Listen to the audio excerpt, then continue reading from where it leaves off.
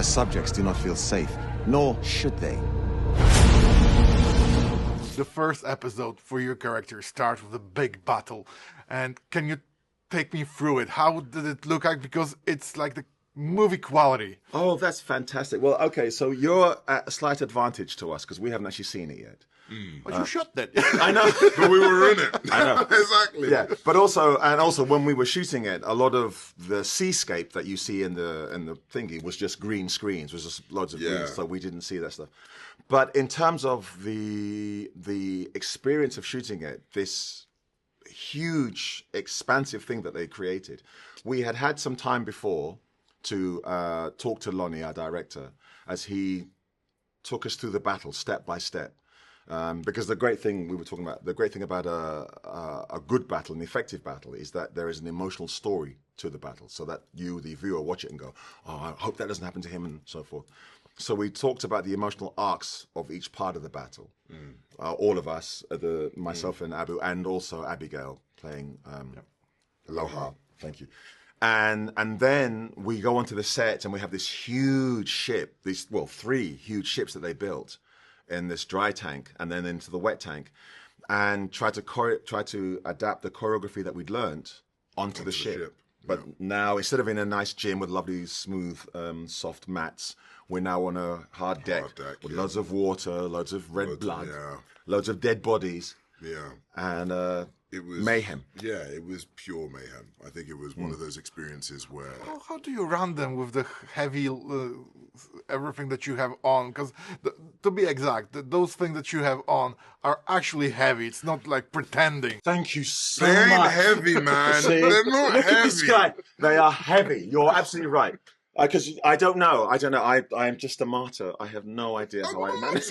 They are literally plastic armor pieces. They are not heavy. They're not heavy. They are restrictive. They are absolutely restrictive. But again, and I'm also going to say, you wore metal. You were wearing metal pieces. When I walked, I clanked. Yeah, sure you did.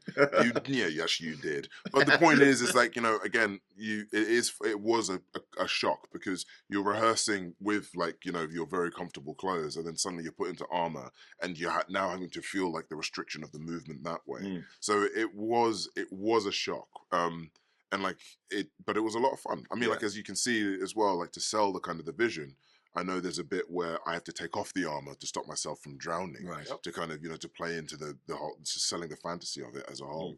But it was a wild, it was mayhem as and the fact is, we're making a show, so we did get to have breaks. Yeah, so exactly. There was that.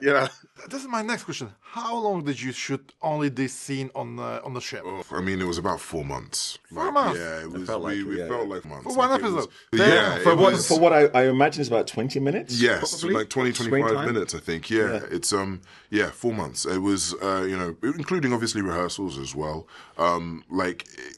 We spent a lot of time on that boat, and actually we did the dry tank first, so that, and then we had a big break in between, and then we did the wet tank. So it was split between over even more months of time as well as we filmed it. So, a lot of work went into it, a lot of planning went into it, and as I said, although it looks like mayhem, it was planned to the nth degree. Yeah.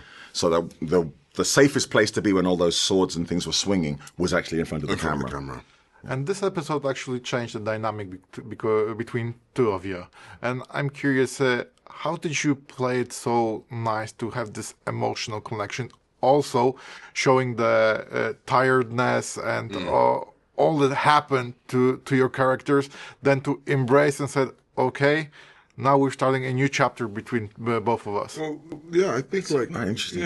I think Lonnie was the director, and also Ryan. The way that it was crafted and created was all about emotion.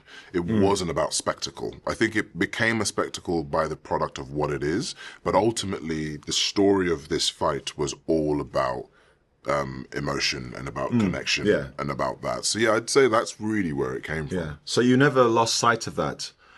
Throughout whatever choreography you were doing.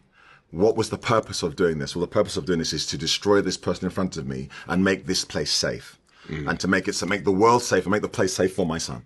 So that was always the. No, I'm only asking this because looking on other characters, on the other battles from this series, you guys stay human for all the time. You didn't become beasts, or you didn't forget what human is like. That's why I was so surprised that you have many soldiers and they act differently in every battle. I think that's a very interesting observation.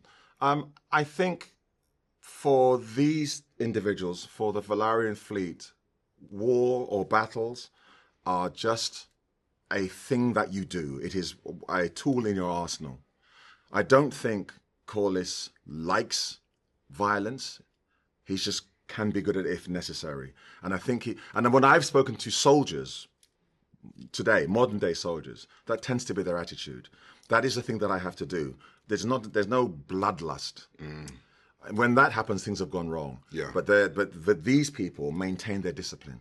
Do you see what I mean? Yep. So if someone comes at you with a right jab, then you parry. That's what you do, rather than I'm going to kill scream you. and go, Exactly. whatever. You know what I mean? So. All right.